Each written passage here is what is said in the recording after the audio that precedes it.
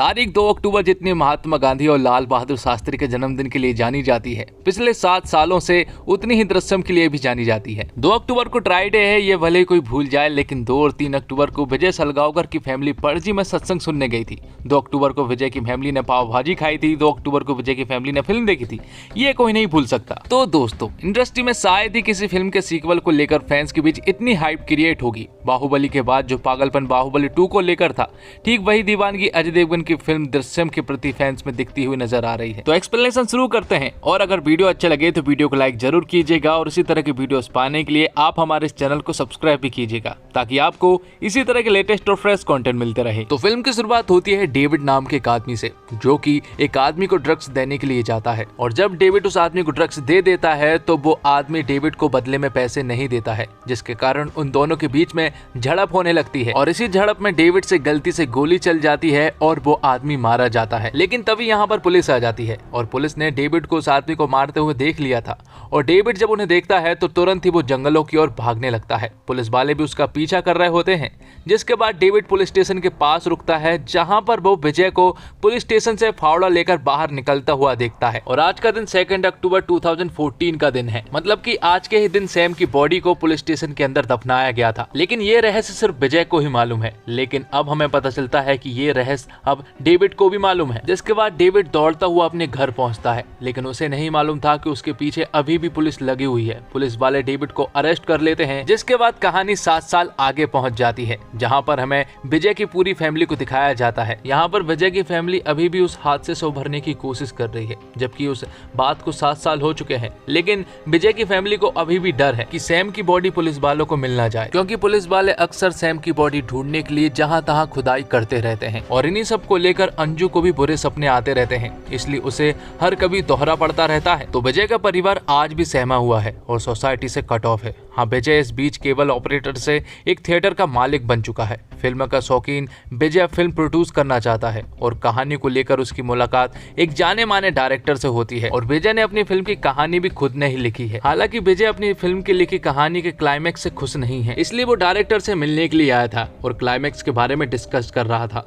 साथ ही वो डायरेक्टर से कहता है कि हमें अपने क्लाइमैक्स पर थोड़ा और ध्यान देना चाहिए, इसलिए वो क्लाइमैक्स को फिर से लिखने का प्लान बनाते हैं। अब आगे हम गायतोंडे को देखते हैं, जो कि 7 सालों से सस्पेंड है। यहाँ पर गायतोंडे के पास आईजी सर का कॉल आता है, और तुरंत ही उसे अपने घर बुलाते हैं। दरअसल आईजी सर विजय का केस रीओपन करने वाले हैं, और तभी एंट्री होती है आईजी सर मतलब कि तरुण अहलावत की, जो कि 7 साल पुराने केस को रीओपन करने वाले हैं। और गायतोंडे को आईजी सर ने इसलिए बुलाया है क्योंकि गायतोंडे ही वो शख्स है जिसे सारी की सारी स्टोरी मालूम है, और गायतोंडे एक विटनेस भी है जिसने विजय को उस येलो कार में देखा था। और तभी एंट्री होती है मीरा देशमुख की, जो कि लंदन से वापस आ चुकी थी, क्योंकि मीरा को मालूम है कि ये सब कुछ विजय ने ही किया है, लेकिन उनके पास कोई सबूत ना होने के कारण वो कुछ भी नहीं कर सकते। लेकिन फिलहाल उन्हें एक सॉलिड लीड मिली है, जिसमें कि तरुण अहलावत मतलब कि आईजी सर उसकी हेल्प करने वाले हैं। ये बात पूरे शहर में भी फैल चुकी थी कि विजय का केस रीओपन हो रहा है। आगे हम देखते हैं कि विजय के पड़ोस में शिव और जैनी नाम के पति पत्नी रहते हैं, और वो दोनों आपस में बहुत झगड़ते हैं, क्योंकि शिव अक्सर शराब पीकर आता है और जैनी को बहुत मारता है। लेकिन तभी हमें पता चलता है कि ये लोग पड़ोसी नहीं है, बल्कि पुलिस वाले हैं, जो कि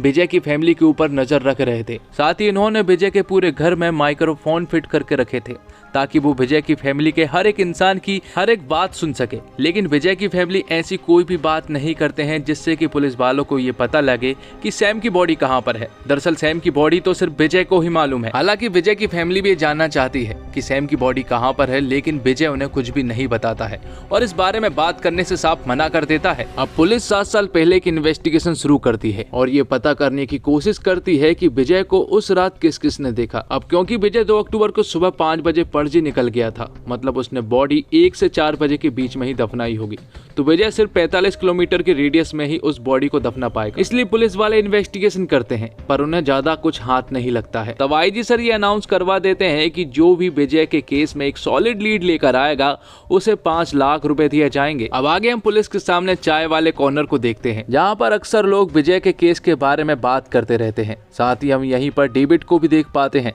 जो कि 7 साल की सजा काटने के बाद अब जेल से बाहर आ चुका था, और डेविड ही वो आदमी है जिसने उस रात विजय को देखा था। अब अगले सीन में हम आईजी सर को देखते हैं जो कि विजय के गार्डन में था, जिसके बाद वो विजय के घर में घुस जाता है जहां पर विजय तो नहीं था लेकिन उसकी पूरी फैमिली मौजूद थी। यहाँ पर विजय की फैमिली आईजी सर को देखकर काफी बुरी तरीके से डर गए थे, क्योंकि विजय की फैमिली अक्सर पुलिस वालों को देखकर डर जाया करते हैं और कहीं ना कहीं आईजी सर ने भी विजय की पूरी फैमिली के चेहरे पर यह डर देख लिया था कि विजय की फैमिली जरूर हमसे कुछ छुपा रही है। और यहाँ डेविड को जब उन 5 लाख की न्यूज और विजय के केस के बारे में पता चलता है तो वो तुरंत ही पुलिस के पास पहुंच जाता है। यहाँ डेविड पुलिस वालों से कहता है कि उसे एग्जैक्टली मालूम है कि विजय ने उस बॉडी को कहां पर दफनाया है, पर पुलिस वालों को उसकी बातों पर बिल्कुल भी विश्वास नहीं हो रहा था। पर डेविड जब उन्हें अपने बारे में बताता है कि 2 अक्टूबर को उसके हाथ एक गलती से खून हो गया था और जब वो पुलिस से भाग रहा था तब उसने विजय को 3 बजे के आसपास उस बॉडी को दफनाते हुए देखा था। अब ये सारी बातें सुनने के बाद पुलिस वालों को भी उस पर विश्वास हो जाता है, पर पुलिस वालों ने सिर्फ 5 लाख का इनाम ही रखा था, पर यहाँ पर डेविड उनसे 25 लाख रुपए मांगता है। अब ना चाहते हुए भी पुलिस को डेविड को 25 लाख रुपए देने ही पड़ते हैं। तब डेविड आईजी सर को बताता है कि आप जहाँ पर खड़े हुए हैं वहीं पर उस बॉडी को दफनाया गया था, मतलब कि पुलिस स्टेशन में ही उस बॉडी को दफनाया गया है। साथ ही पुलिस वालों को यहाँ पर एक और बात पता चलती है कि 7 साल पहले पुलिस स्टेशन का भी कंस्ट्रक्शन का काम चल रहा था और इसी का फायदा उठाकर विजय ने उस पुलिस स्टेशन में बॉडी को दफना दिया। तो पुलिस वाले ज्यादा देर ना करते हुए उस बॉडी को निकालने में लग जाते हैं। वो उस फ्लोर को खोदना शुरू करते हैं, लेकिन उससे पहले वो पूरे के पूरे पुलिस स्टेशन को कवर करते हैं ताकि उन्हें कोई भी ना देख पाए। लेकिन विजय को इस खुदाई के बारे में पता चल गया था, क्योंकि उसके ऑफिस के सामने ही एक कैमरा लगा हुआ था जिससे कि विजय ये सब कुछ देख पा रहा था। विजय भी पूरी तरह से डर गया था और अब उसे लगने लगा था कि शायद अब वो पकड़ा जाएगा, क्योंकि विजय अपने राज को लेकर काफी कॉन्फिडेंट था। पर यहाँ पर पुलिस वालों को पुलिस स्टेशन के अंदर वो बॉडी मिल जाती है। अब क्योंकि 7 साल हो चुके थे इसलिए उस बॉडी के स्केलेटन ही उन्हें मिल पाते हैं और पुलिस वालों को कोर्ट से 8 घंटे की पूछताछ के लिए ऑर्डर भी मिलते हैं, जिसके अगले ही दिन वो लोग विजय की पूरी फैमिली से पूछताछ करने में लग जाते हैं, जहां पर आईजी सर और मीरा देशमुख दोनों ही मौजूद थे। आईजी सर यहां पर विजय को सारी बातें बताते हैं कि उस रात डेविड नाम के एक आदमी ने तुम्हें वहां पर देखा था, लेकिन यहाँ पर विजय साफ मना कर देता है। वो कहता है कि उसने या तो किसी और को देखा होगा या फिर वो आदमी झूठ बोल रहा है। आईजी सर यहाँ पर काफी सारे सवाल पूछते हैं, लेकिन विजय अपने बयान पर अड़ा हुआ था। अब क्योंकि विजय नहीं मान रहा था इसलिए आईजी सर दूसरी तरह की तरकीब अपनाते हैं और वो लोग विजय की पूरी फैमिली को एक दूसरे कमरे में ले जाकर मारने लगते हैं। अब गायतोंडे विजय की फैमिली को मारना शुरू करता है और मीरा देशमुख भी यहाँ पर बैठी हुई थी। विजय उन्हें सामने वाले रूम से देख पा रहा था और जब वो उन्हें मार रहा था तो आईजी सर से वो उन्हें रोकने को कहता है, लेकिन आईजी सर यहाँ पर कुछ भी नहीं बोलते हैं, क्योंकि उन्हें मालूम है कि विजय का किस तरह से मुंह खुल सकता है और आखिर में आईजी सर की ही जीत होती है, क्योंकि विजय कह देता है कि वो सब कुछ बताने के लिए तैयार हो गया है। तब विजय का कन्फेशन रिकॉर्ड किया जाता है, जिसमें कि विजय उन्हें बताता है कि 2 अक्टूबर की रात को वो अपने ऑफिस में था जहां पर वो शराब पी रहा था और शराब पीने के बाद जब वो अपने घर गया तो घर पर उसने देखा कि उसके घर का दरवाजा खुला हुआ है और जब वो अंदर घुसता है तो उसके ऊपर अचानक से किसी आदमी ने अटैक कर दिया। तब हमारे बीच झड़प होती है और इसी झड़प में एक सरिये से उसके सर पर वार हो गया, जिससे कि उसकी मौत हो गई। जिसके बाद वो बताता है कि जब उसने उस आदमी को मार दिया था तो उसने उसकी बॉडी को चुपचाप ही पुलिस स्टेशन में दफना दिया, जिसके बारे में उसकी फैमिली को भी कुछ नहीं मालूम है। अब क्योंकि विजय पकड़ा गया था इसलिए उसने सारा का सारा इल्जाम अपने ऊपर ले लिया ताकि उसकी फैमिली बची रहे। कन्फेशन के बाद विजय अपने घर जाता है, जहाँ पर विजय की फैमिली पूरी तरह से दुखी थी, क्योंकि उनका इल्जाम विजय ने अपने सर ले लिया था। अब अगले ही दिन विजय को कोर्ट ले जाया जाता है, जहां पर आज पुलिस वालों को विजय की पूरी तरह से जुडिशियल कस्टडी मिलने वाली थी, इसलिए गायतोंडे विजय को अपने घर से ले जाकर कोर्ट ले जाने लगता है। और यहाँ पर आईजी सर खुश हो रहे होते हैं, क्योंकि उन्हें ऐसा लग रहा था कि उन्होंने विजय के इस केस को सॉल्व कर दिया है। यहीं पर मीरा देशमुख भी मौजूद थी और तभी यहाँ पर एक आदमी आता है जो कि आईजी सर से विजय के बारे में कुछ इंपॉर्टेंट बात करना चाह रहा था, और ये आदमी कोई और नहीं बल्कि विजय की फिल्म का डायरेक्टर होता है, जो कि उन लोगों से कहता है कि शायद विजय को पहचानने में मुझे बहुत बड़ी भूल हो गई है। वो बताता है कि उसकी मुलाकात विजय से 2016 में हुई थी, जहाँ पर वो एक फिल्म बनाने के बारे में मुझसे बात कर रहा था। उसने कहा था कि वो इस फिल्म को प्रोड्यूस करेगा, साथ ही इस फिल्म की स्टोरी भी लिखेगा, तब उन्होंने तय किया कि इस फिल्म की स्टोरी वो दोनों मिलकर लिखेंगे। फिल्म की स्टोरी ऑलमोस्ट कंप्लीट थी, लेकिन वो क्लाइमैक्स में जाकर अटक जाते हैं। सबसे पहले तो डायरेक्टर आईजी और मीरा को उनकी लिखी हुई स्टोरी सुनाता है, और दरअसल वो स्टोरी विजय की एक बायोपिक है। उन्होंने सैम के साथ जो भी किया और इस केस में जो कुछ भी हुआ वो सब कुछ विजय ने उस स्टोरी में लिखा था। और अब क्योंकि विजय को इस स्टोरी के कॉपीराइट का डर था, इसलिए उसने एक पुस्तक भी पब्लिश करवा दी थी, और डायरेक्टर उन्हें यही बातें बताने आया था कि वो बुक मेरे नाम से पब्लिश हुई है। अब आगे यहाँ पर डायरेक्टर कुछ बता पाता तभी गायतोंडे का आईजी सर के पास कॉल आता है, और यहाँ पर उन्हें पता चलता है कि कोर्ट में बाजी पलट चुकी है। दरअसल जब कोर्ट में कन्फेशन चलाया जा रहा था और जब विजय से पूछा जाता कि क्या ये सच है, तो विजय ने साफ मना कर दिया था। विजय ने कोर्ट में बताया कि पुलिस वालों ने जोर जबरदस्ती करके ये कन्फेशन उससे रिकॉर्ड करवाया है। साथ ही विजय की वकील जज साहब से कहती है कि पुलिस वालों की ये सोची समझी चाल है, क्योंकि जो कुछ भी कन्फेस करवाया गया है वो सब कुछ एक नॉवल से उठाया गया है। और उसे पढ़ने के बाद जज साहब को भी विश्वास हो जाता है कि ये सब कुछ पुलिस वालों की सोची समझी चाल है। अब डायरेक्टर उन्हें क्लाइमैक्स के बारे में बताता है। वो उनसे कहता है कि पिक्चर की स्क्रिप्ट खत्म हो जाने के बाद विजय फिर से उसके घर आया था, जहां पर आने के बाद उसने कहा था कि उसे क्लाइमैक्स की स्टोरी थोड़ी सी पसंद नहीं आ रही है। उसने डायरेक्टर से कहा था कि अगर मान लो कि पुलिस वालों को उसकी बॉडी मिल जाती है तो आगे वो क्या करेंगे। अब आगे डायरेक्टर कुछ बताता, इससे पहले गायतोंडे का फिर से आईजी सर के पास कॉल आता है, और यहाँ पर बाजी पूरी तरह से पलट चुकी थी, क्योंकि कोर्ट में जो डीएनए सैंपल्स मिले हैं वो सैंपल समीर देशमुख की बॉडी से मैच नहीं कर रहे थे, जिससे कि ये साबित होता है कि पुलिस स्टेशन में जो बॉडी मिली है वो समीर देशमुख की नहीं बल्कि किसी और की है। तो आईजी सर उस डायरेक्टर से अब ये जानना चाह रहे थे कि आखिर उस फिल्म का क्लाइमैक्स क्या था। तो डायरेक्टर उसे बताते हैं कि हीरो को मालूम था कि पुलिस वालों को उसकी बॉडी मिल जाएगी, इसलिए हीरो ने पहले से ही इन सब का इंतजाम करके रखा था। तो विजय ने समीर की बॉडी को पुलिस स्टेशन के नीचे दफनाया जरूर था, पर तब से ही वो समीर जितनी हाइट और उसकी एज जितनी डेड बॉडी को ढूंढ रहा था। तब विजय की मुलाकात एक आदमी से हुई थी जो कि चर्च में काम करता है, और उसी के बाजू में लोगों को दफनाया भी जाता है, और वहीं पर विजय की ये तलाश खत्म हुई थी। विजय ने उस चर्च वाले आदमी की पैसों से मदद की, जिसके बदले में उसने उस लड़के के स्केलेटन विजय को दे दिए। अब ये स्केलेटन सिर्फ बदलने थे, और जहाँ पर डीएनए के स्केलेटन की रिपोर्ट चेक किए जाते हैं वो दिन में किए जाते हैं। तो विजय मौके का फायदा उठाकर समीर देशमुख के स्केलेटन को बदल देता है, और समीर देशमुख के स्केलेटन को वो डिस्ट्रॉय भी कर देता है। तो विजय के खिलाफ अब कोई भी सबूत नहीं थे, इसलिए कोर्ट विजय को बाइज्जत बरी कर देती है, और एक बार फिर से विजय की जीत होती है। तो दोस्तों, बॉलीवुड के लिए मुनाफे के लिहाज से यह साल उतना बेहतरीन नहीं रहा। इक्का दुक्के फिल्मों को अगर छोड़ दिया जाए तो ज्यादातर फिल्में बिग बजट और बड़ी स्टार कास्ट के बावजूद बॉक्स ऑफिस पर कोई खास असर नहीं कर पाई है। लेकिन वो कहते हैं ना, अंत भला तो सब भला। गुजरते इस साल में शायद दृश्यम 2 कोई कमाल कर दे। हालांकि क्रिटिक्स की ओर से तो इस फिल्म के लिए काफी बढ़िया रिव्यूज आ रहे हैं, और दृश्यम को पसंद करने वालों को इस मूवी से काफी उम्मीदें हैं। ऐसे में बिना ज्यादा दिमाग लगाए जो इस सीक्वल को देखना चाहेंगे उनको इस मूवी में वाकई एक सच्ची थ्रिलर मूवी जैसा आनंद आने वाला है। लेकिन जो किसी ने लेखक और डायरेक्टर के बिछाए जाल में कमियां ढूंढने की कोशिश की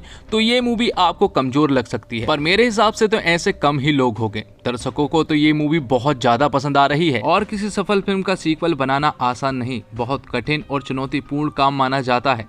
जब एक सफल ब्रांड को आगे ले जाना होता है तब पता होता है कि दर्शक पहली फिल्म के पात्रों से परिचित है, वह अपने दिमाग में कुछ खास बात रखकर सीक्वल देखने आते हैं। सबसे बड़ी समस्या यह होती है कि सीक्वल के समय पात्रों को सीमित दायरे में ही रखना होता है। पहली फिल्म में जो कैरेक्टर्स रहे हैं उससे अलग नहीं जा सकते। इस दायरे को रखकर कुछ नया लिखना काफी कठिन होता है।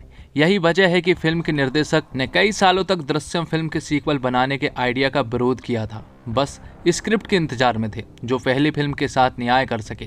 7 साल बाद उनका इंतजार खत्म हुआ और फिल्म का फर्स्ट हाफ में कहानी को बिल्डअप करने में थोड़ा ज्यादा समय ले लिया गया है। कहानी सेकंड हाफ से भागती है और रोमांच को भी दुगना कर जाती है। फिल्म का आखिरी 1 घंटा फिल्म की जान है और क्लाइमैक्स फिल्म का एक अलग ही लेवल पर ले जाती है। विजय फिल्मों का शौकीन है और खुद को बचाने के लिए वह फिल्मों का ही सहारा लेता आया है। इस बार भी उसकी कहानी में फिल्म है, स्क्रीन प्ले में सब कुछ बढ़िया है। ऐसा भी नहीं है कुछ बात खटकती भी है, जैसे फॉरेंसिक डिपार्टमेंट में सीसीटीवी का ना होना।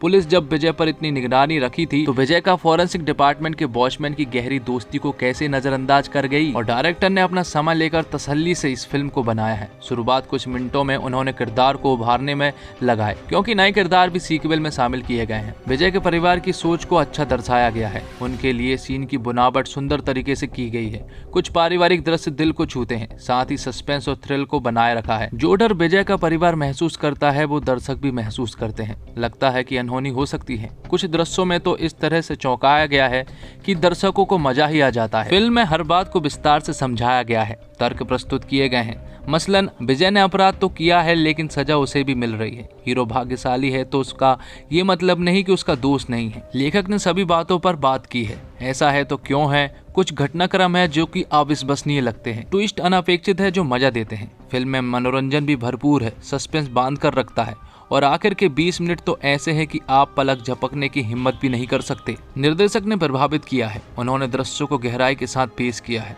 कुछ लंबे दृश्य की कहानी में फिट नहीं लगते लेकिन क्लाइमैक्स में पता चलता है कि कितने महत्वपूर्ण दृश्य थे। और अभिषेक पाठक के डायरेक्शन की बात करें तो उनके सामने पहले से एक नजीर थी। उन्होंने उसी को रियलाइजेशन फॉलो किया, पर इसके लिए अनुशासन चाहिए जो अभिषेक में दिखता है। उन्होंने बहुत सारा अपना इनपुट भी डाला है, चाहे वो तरुण का किरदार हो या फिर गोवा को दिखाने का उनका नजरिया। कुछ ऐसे शॉट भी हैं जो इस फिल्म को मास अपीलिंग बनाते हैं। साथ ही टेंशन बिल्डिंग बहुत कमाल है। एक सीन है जहां पर विजय को इन्वेस्टिगेट किया जा रहा है, उसी के पैरेलल दूसरे कमरे में उनकी फैमिली को टॉर्चर किया जा रहा है। सेक करता हुआ कैमरा और फर्स्ट फेस एडिटिंग इसमें 4 चांद लगा देते हैं। बात करें अजय देवगन की तो विजय के रोल में 1 नंबर एक्टर साबित हुए। मुझे पर्सनली उनके ऐसे ही रोल पसंद है जिनमें वो अंडरटोन रहकर किरदार निभाते हैं, चिल्लाते नहीं हैं, ओवर द टॉप एक्टिंग नहीं करते। दृश्य में जहां उन्होंने विजय को छोड़ा था वहीं से पकड़ लिया है। तब्बू इसमें एक पुलिस ऑफिसर नहीं बल्कि मां के रोल में है। एक कत्ल हुए जवान बेटे की मां की बेबसी, गुस्से को उन्होंने बढ़िया ढंग से सामने रखा है। इंस्पेक्टर गायतोंडे के रोल में कमलेश सावंत और मीरा के पति के रोल में रजत कपूर ने रियलिस्टिक काम किया है। इनके अलावा अजय की डरी हुई पत्नी के रोल में श्रेया सरन और उनकी बेटी बनी इशिता दत्ता ने भी सही काम किया है। इस फिल्म में जो एक कलाकार अलग से निखर कर आया है और वो है अक्षय खन्ना। आईजी तरुण अहलावत के रोल में उन्होंने बहुत बेहतरीन काम किया है। उस किरदार के रवैये को उन्होंने बढ़िया निभाया है। इसे देखकर उनका आर्टिकल 375 में निभाया गया वकील का किरदार याद आ जाता है। मेकर्स के सामने मलयालम फिल्म का एक बढ़िया उदाहरण था, पर इस फिल्म ने उनकी नकल करके भी एक बेहतरीन प्रोडक्ट निकाला है। ज्यादा चीजें ओरिजिनल फिल्म में उठाई हैं और कुछ जोड़ा भी है। साथ ही आपको एक और बात बता दूं कि मलयालम के दृश्यम 3 का अनाउंसमेंट कर दिया गया है, जो कि जल्द ही बनकर तैयार होकर फ्लोर पर आएगी और उम्मीद है कि बॉलीवुड वाले इसका रीमेक जरूर बनाएंगे। तो क्या आप अजय देवगन को एक बार फिर से दृश्यम 3 में देखना पसंद करेंगे?